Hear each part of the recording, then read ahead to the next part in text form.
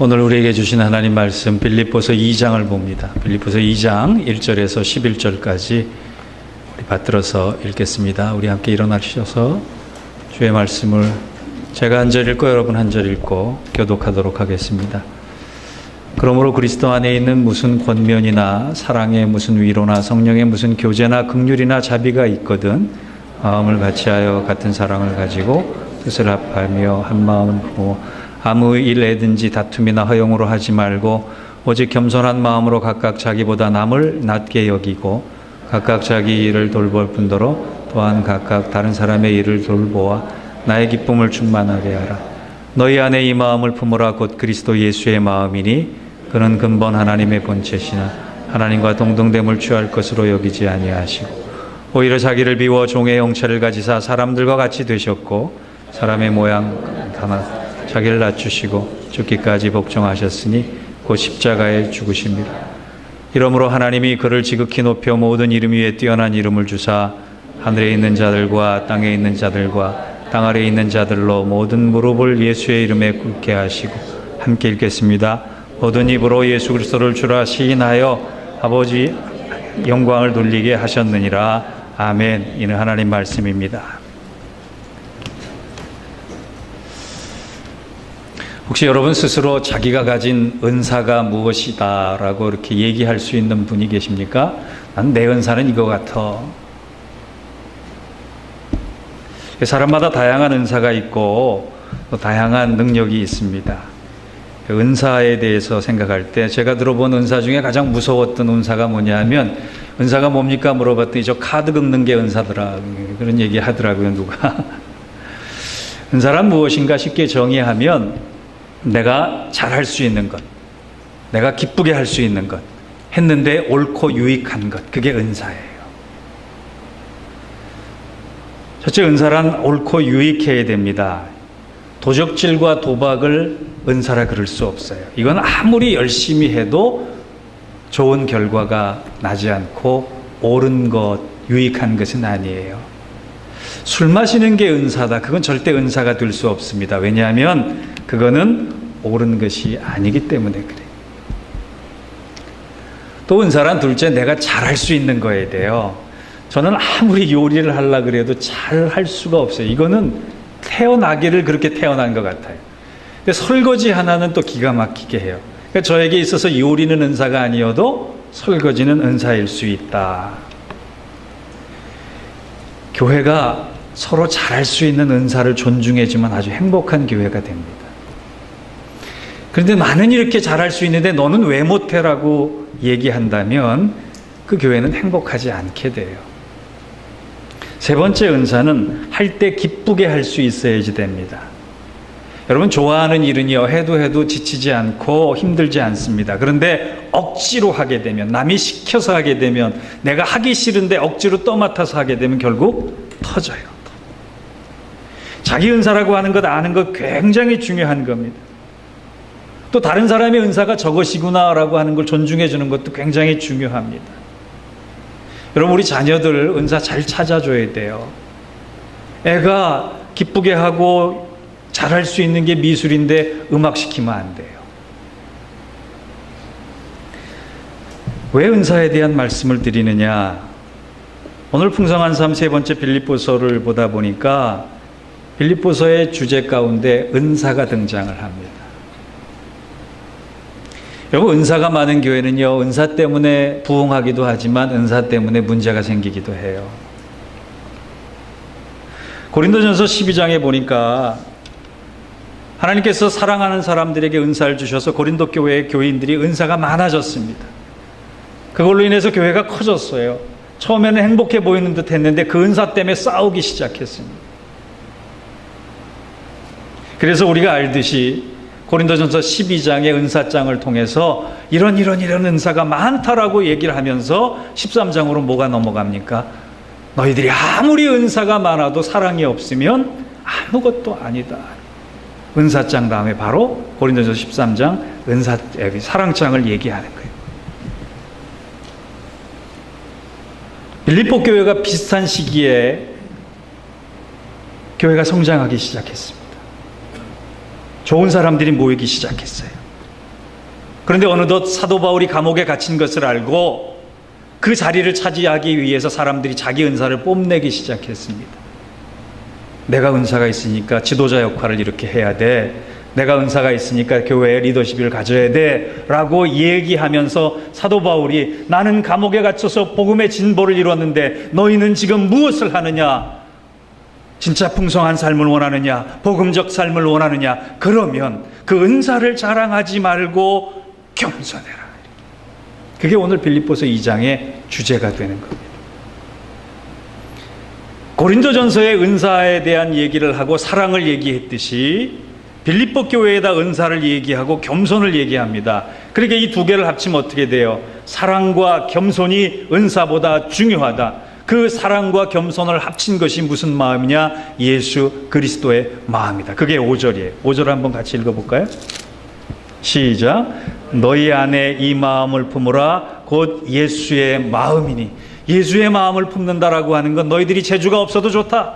너희들이 지식이 없어도 좋다. 가진 것이 없어도 좋다. 아무것도 할 능력이 없어도 좋다. 오직 예수의 마음을 가지는 것이 더 중요하니 그러면서 5장 이후로 뭘 푸느냐? 예수님의 겸손의 본을 푸나가요. 여러분, 겸손이라고 하는 게 어떤 것일까요? 딕 디비치의 용서의 기술이라는 책을 보면 겸손이란 이렇게 얘기하고 있어요. 내가 생각하는 것이 반드시 옳은 것이 아니라는 것을 아는 것이 겸손이다. 내가 가진 기준이 모든 이에게 적용되는 것이 아니라는 것을 아는 것이 겸손이다. 내가 알고 있는 지식은 모든 지식의 극히 일부분이라는 것을 아는 것이 겸손이다. 내가 상처 입은 상황이 모두 상대방의 잘못은 아닐 수도 있다는 것을 아는 것이 겸손이다. 여러분, 우리가 예수 믿는 목적은 예수를 닮아가는 거예요. 예수처럼 살아가는 거예요. 그런데 그것은 예수의 마음을 가지지 않으면 힘든 일이에요. 오늘 말씀을 여러분 받아들이면서 내가 예수 닮기를 원한다. 그렇다면 내 안에 예수님의 마음이 있어야 하는데 그 마음에 가장 중요한 마음이 뭐냐? 사랑과 겸손이다. 오늘 빌립보서의 풍성한 삶을 원하면 겸손해야겠다. 이렇게 생각하시고 두 가지 교훈을 여러분 마음속에 기억하시기를 바랍니다. 제가 겸손에 대한 설교를 여러 번 했어요. 그런데 겸손의 특징을 목회하면서 깨닫다 보니까 이런 겸손의 마음이, 겸손의 특징이 있어요. 첫째, 내가 겸손하려면 어떻게 해야 되느냐? 내 모습이 어떤지 자각하는 사람만 겸손해질 수 있다는 거예요. 3절을 볼까요? 같이 읽어봅시다. 시작. 아무 일에든지 다툼이나 허영으로 하지 말고 오직 겸손한 마음으로 각각 자기보다 다 남을 낮게 여기며. 이 공동번역을 보면 아무 일이든지 다툼이나 허영으로 하지 말며, 이것을 뭐라고 번역했느냐? 아무 일에든지 다툼이나 허영을 버리고라고 번역을 했어요. 버리다라고 하는 것이 나를 돌아봐서 내가 가져야 될 것이 무엇이고 버릴 것이 무엇이냐라고 하는 판단을 해야지 다툼이 생기지 않고 사랑할 수 있다는 거예요. 겸손해질 수 있다는 거예요. 내가 지금 어떤 모습인지, 내 안에 버려야 할 것이 무엇인지, 내게 필요 없는 것이 무엇인지를 알려면 나를 돌아봐야 돼요. 세상 사람들은 거울은 자주 보지만 자기의 내면은 잘 안 들여다보려고 합니다. 우리가 왜 교만한지 아세요? 내가 어떤 존재인지 모르기 때문에 그래요. 우리가 언제 싸우는지 아세요? 자기는 안 보고 남만 보기 때문에 그래요. 요한복음 5장 5절에서 6절을 보면 예수님께서 어떤 병자를 치료하시기 위해서 만나주셨는데 그 병자가 38년 된 병자예요. 여러분, 38년 된 병자의 모습을 한번 상상해 보세요. 얼마나 병색이 완연했겠어요. 겉으로 봐도 그래요. 그런데 5장 5절과 6절을 읽어보면 이런 말씀이 있어요. 거기에 38해 된 병자가 있더라. 예수께서 그 누운 것을 보시고 병이 벌써 오래된 줄을 아시고 이르시되 내가 낫고자 하느냐. 예수님이 눈 나쁜 분이 아니에요. 근데 예수님께서 병색이 완연한 환자를 보고 하신 말씀이 있어요. 당연한 거 아니에요? 38년 됐는데 낫고자 하는 열망이 있는 건 당연한 거 아니에요? 그런데 내가 낫고자 하느냐 물어보세요. 이 말씀의 뜻이 뭔지 아세요? 병자 스스로 너 고침받을 존재인지 너 스스로 깨닫고 있느냐라고. 알코올 중독을 시작할 때 가장 먼저 고백하는 게 나는 치료받아야 될 대상입니다. 고백하면서 시작을 해요. 베드로가 진짜 제자가 됐을 때, 예수님의 부름을 받았을 때 제자가 된 게 아니에요. 누가복음 5장 8절에서 10절을 보면 내가 죄인입니다. 주님 나를 떠나 주옵소서라고 하는 자기 스스로를 자각할 때, 자기 스스로를 인정할 때, 나는 죄인이기 때문에 주님이 필요합니다라고 하는 사실을 받아들일 때 그가 제자가 됐단 말이에요. 여러분, 우리 영적으로 내가 누군지를 알아야지 겸손해질 수 있어요.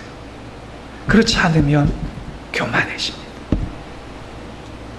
내가 죽을 수밖에 없는 죄인이고,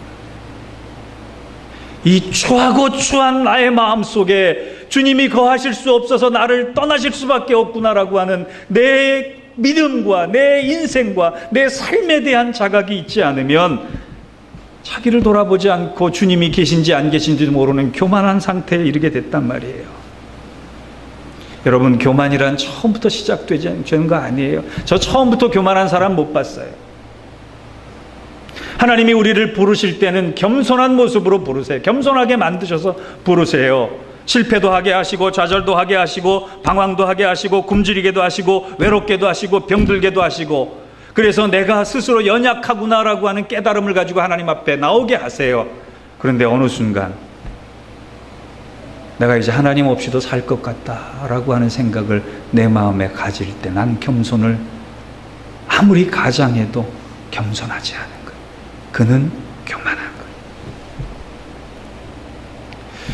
제가 지난 주일 저녁부터 수요일 저녁, 목요일 아침까지 아주 중요한 기도 제목이라 생각이 들어서 금식을 시작을 했습니다. 그런데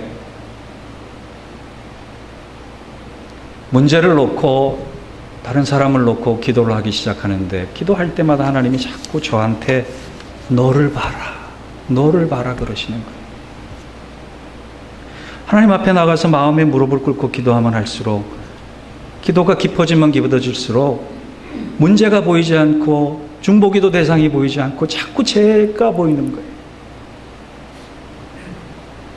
나를 위해서 기도하려고 금식하는 거 아닌데 왜 내 죄가 보이고, 내 무능함이 보이고, 내 무지함이 보이고, 내 연약함이 보이고, 내 부족함이 보일까?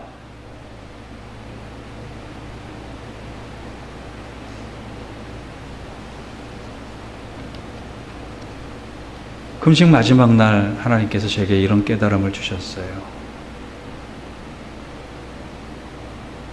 너 죄가 많지? 네. 너 무능하지? 네. 너 무지하지? 네. 너 부족하지? 네. 쓸모없을 것 같지? 네. 그런데 그런 너를 나는 사랑해.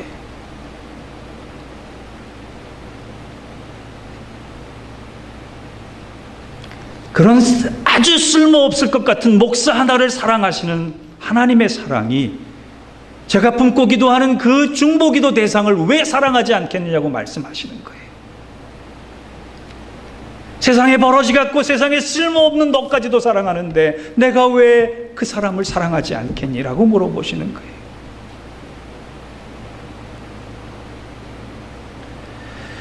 캐나다 출신의 하디 선교사라는 분이 계셨어요. 이분이 평양 대부흥 운동의 시발점이 됐던 그런 분이에요.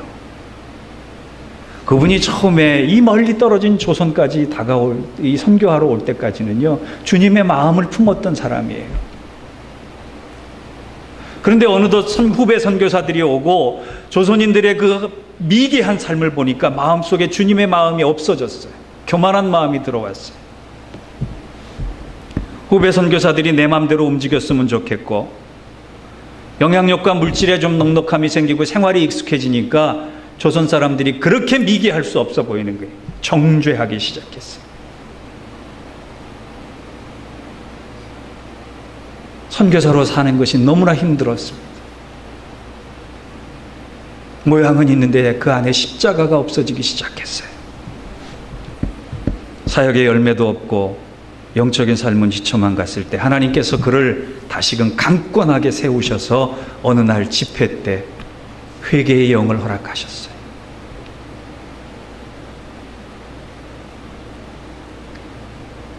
조선 사람들이 미개한 줄 알았는데 하나님 앞에 서니까 자기가 죄인인 거예요. 자기가 미개한 거예요. 그래서 공개적인 석상에 나가서 회개합니다. 하나님, 제가 주님 마음 잃어버렸습니다. 선교사들을 질투했습니다. 조선 사람들을 멸시했습니다.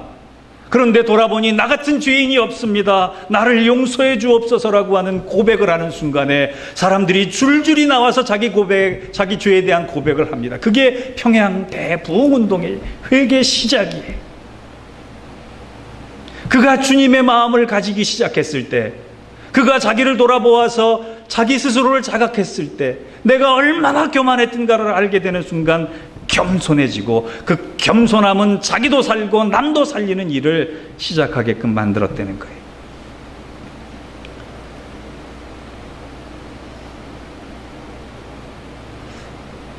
여러분, 제가 금식한 거 잘한 게 아니라 얼마나 회개할 것이 많고 얼마나 내가 주님의 마음을 잃어버렸던가라고 하는 걸 깨닫게 해주셨어요.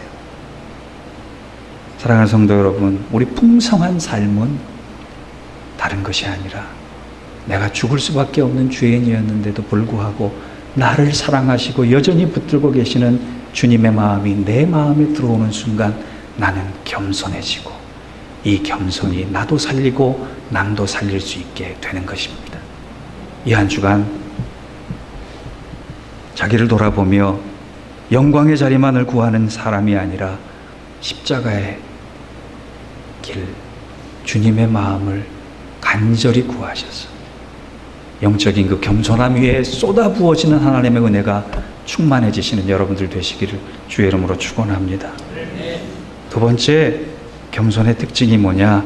겸손이란 하나님께서 허락해 주셔야 돼요. 내가 결단한다고 겸손해지는 거 절대 아니에요. 10절을 한번 볼까요? 같이 읽어봅시다. 시작. 하늘에 있는 자들과 땅에 있는 자들과 땅 아래에 있는 자들 모든 무릎을 예수의 이름에 꿇게 하시고, 겸손의 왕이신 예수 그리스도를 통해서 하나님이 하시는 일은 다 하나님이 허락하신 일이에요. 그것이 경륜이고 그것이 섭리고 그것이 구원에 대한 예정이라 그러는 거예요. 하나님이 허락지 않으시면 안 되는 일이에요. 하나님이 허락하셨다라고 지금 말씀하시는 거예요. 여러분, 우리의 성품도 내가 결정할 것 같죠? 여러분, 착해진다고 마음에 결심을 한다고 착해집니까? 아닙니다. 내가 겸손해진다고 결심한다고 해서 겸손해집니까? 아닙니다. 2, 3일 정도는 돼요. 2, 3일만 지나보세요. 곧 폭발하고 옛날로 돌아가는 게 우리의 자아예요. 그런데 하나님께서 그 사람에게 겸손함을 허락하시면 평생 가는 겁니다. 그게 성령의 열매가 되는 거예요. 여러분 스스로 결단하시겠어요? 아니면 하나님께서 내 속사람을 빚어주셔서 진짜 겸손한 사람이 되도록 간구하시겠어요? 앤드류 모레이가 이런 얘기를 했습니다. 겸손이란 스스로 되어지는 것이 아니라 기도와 믿음의 경건 훈련을 통해 얻을 수 있는 것이며, 이를 위해서 특별히 기도해야 된다.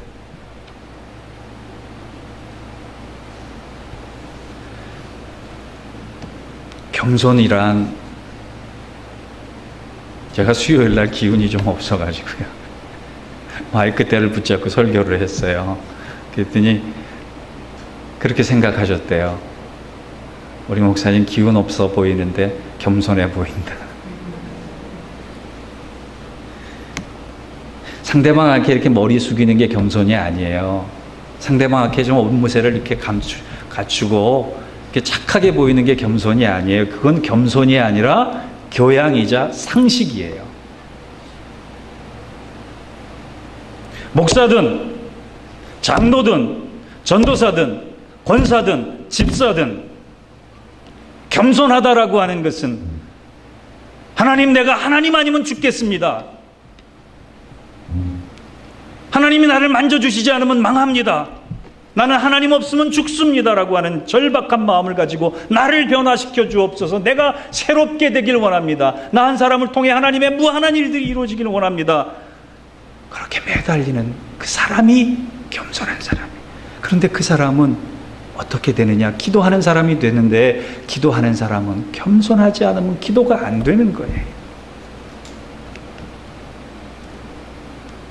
교만이라고 하는 건 절대 기도하지 않는 거예요. 기도에 흉내만 내는 게 교만이에요. 이 교만한 사람은 하나님이 연단시키시기 위해서 고난을 주실 때 왜 나만 고생시키느냐 이렇게 탄식하지, 하나님이 이 고난을 통해서 내가 연단되어 정금처럼 나오겠습니다라고 얘기하지 않게 되는 겁니다.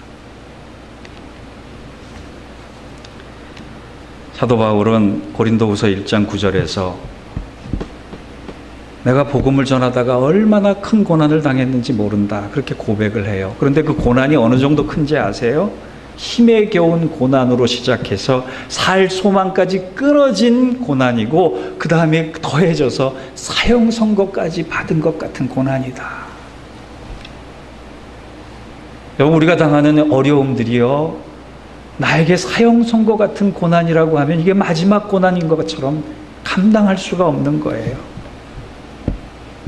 그런데 사도 바울은 겸손하게 무릎 꿇었을 때 하나님께서 그에게 깨닫게 해주신 것이 있어요. 그것이 고린도후서 1장 9절이에요. 이는 우리로 자기를 의지하지 말고 오직 죽은 자를 다시 살리시는 하나님만 의지하게 하심이라. 여러분, 시련이 있습니까? 고난이 있습니까? 그 속에서 하나님 의지하는 법을 배우시기 바랍니다. 그러면 기도하게 돼요. 그러면 겸손히 그 기도 가운데 변하게 되는 거예요. 아무리 믿음과 고난이 클지라도 하나님 의지하는 크기가 크면 클수록 그 고난이 그 그릇 안에 들어오는 거예요. 그래서 우리도 사도 바울처럼 로마서 8장 말씀에 이렇게 고백할 수가 있는 겁니다. 우리가 그와 함께 영광을 받기 위하여 고난도 함께 받아야 할 것이니라. 따라합시다. 생각하건대 현재의 고난은 장차 우리에게 나타날 영광과 비교할 수 없도다. 아멘. 고난을 통해서 하나님 앞에 겸손히 무릎 꿇는 자들은 이 고난이 하나님의 영광과 결부되는 것을 경험하게 됩니다. 여러분, 기도란 내가 뜨거워지는 거예요. 하나님 앞에 내가 뜨거워지는 거예요. 기복주의보다 나쁜 게 하나님 앞에 차갑게 식어버린 내 자신을 가지고 예배드리는 거예요. 냉담해진 내 자신을 가지고 여전히 하나님 앞에 회개하지 않는 거예요. 혹이나 이 자리에서 말씀을 듣는 우리 영적 가족들에게, 예인 가족들이 이 말씀을 듣고도 하나님, 내가 아직 겸손해지지 못했습니다, 이런 고백이 나와야 하는데, 하나님 돌아보니 내가 아직 회개할 것이 없습니다, 이런 말씀 나오는 사람 없기를 바랍니다. 절박한 기도가 없어지는 게 교만이에요. 하나님이 절박한 기도를 주시고자 고난을 주시면 무릎 꿇으시고 기도하셔서 겸손해질 때 그 겸손이 하나님과 하나님의 영광과 연결될 수 있는 이 놀라운 신비한 체험을 할 수 있는 여러분들 되시길 주의 이름으로 축원합니다. 겸손의 결과가 무엇인지 아세요? 11절을 봅시다. 같이 한번 읽어볼까요? 모든 입으로 예수 그리스도를 주라 시인하여 하나님 아버지께 영광을 돌리게 하셨느니라. 아멘.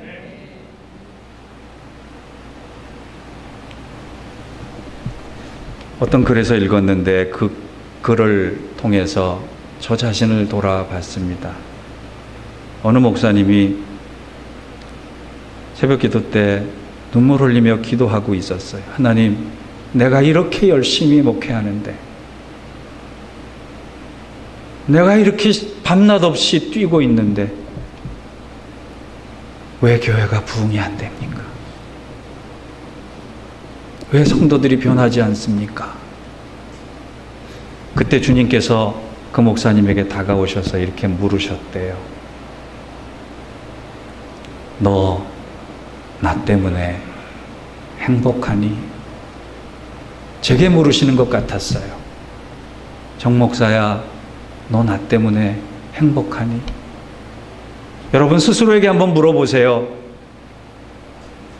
여러분 주님 때문에 행복하세요?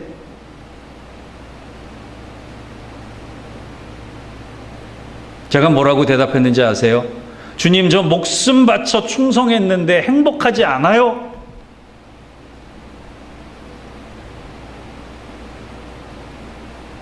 그때 주님이 그 목사님의 어깨를 이렇게 감싸시면서 말씀하셨대요. 나는 내가 나를 위해 목숨 바쳐 충성하는 것보다 너가 나 때문에 행복했으면 좋겠구나. 너가 충성하면 나도 기쁘지만 나는 너가 나 때문에 행복하기를 원한다. 저도 마찬가지 심정으로 주님, 제가 주님 때문에 행복하기를 원합니다. 그렇게 무릎 꿇었더니 형용할 수 없이 물밀듯 밀려오는 기쁨이 제 안에 찾아오기 시작하는데, 아, 은혜란 높은 데서 낮은 데로 흐르는 것이구나. 내가 낮아지고 내가 무릎 꿇고 내가 부복하니 하나님이 하늘문을 여시고 은혜를 쏟아주시는구나. 우리 자신을 돌아봅시다. 고난이 왔을 때 내가 겸손하지 못했구나 생각하시고, 주님 겸손하기를 원합니다. 하나님께 구하십시다. 그리고 구할 때 지금의 고난을 하나님의 영광과 연결시켜서 우리를 다듬어 가시는 그 은혜에 감동돼서 내가 예수 믿어 너무 행복하다라고 세상에 크게 외칠 수 있는 우리 모두 될 수 있기를 주의 이름으로 축원합니다. 기도하겠습니다. 하나님 아버지, 어느덧 내 마음에 주님의 마음이 없어지고 주님 없이도 살 수 있다라고 하는 교만한 마음으로 내 지식, 내 능력, 내 은사, 내 환경을 자랑하고 주님과 상관없는 방향으로 무던히도 달려왔음을 고백합니다.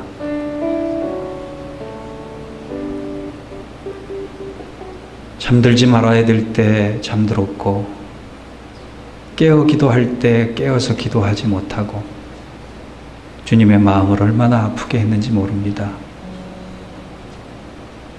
주님이 이루시고자 원하시는 것은 안중에도 없고 그저 내가 가지고 싶은 것을 향하여 얼마나 다름박질했는지 모릅니다. 내 가게의 매출, 내 사업의 성장, 내가 이루고자 하는 성취에 대해서는 눈을 부러리고 달려들었지만 하나님 나라를 세우기 위해서 나는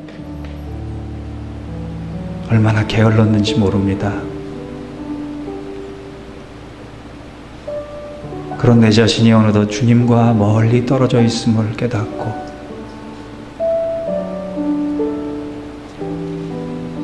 믿음 없어지고 교만해진 모습으로 주 앞에 설 때가 많았습니다. 주님, 우리 자신을 돌아보게 하시고 고난과 아픔을 통해 겸손하게 만드시는 그 부르심에 순종하며 무릎 꿇어 주님 닮은 주님의 마음을 가진 겸손한 자 되어 하나님 은혜를 풍성히 허락받게 하시고 그 은혜가 하나님의 영광과 연결되는 놀랍고 신비한 경험하며 할렐루야 살아가는 우리 겸손한 삶, 풍성한 삶 되게 하여 주시옵소서. 예수님의 이름으로 기도하옵나이다. 아멘.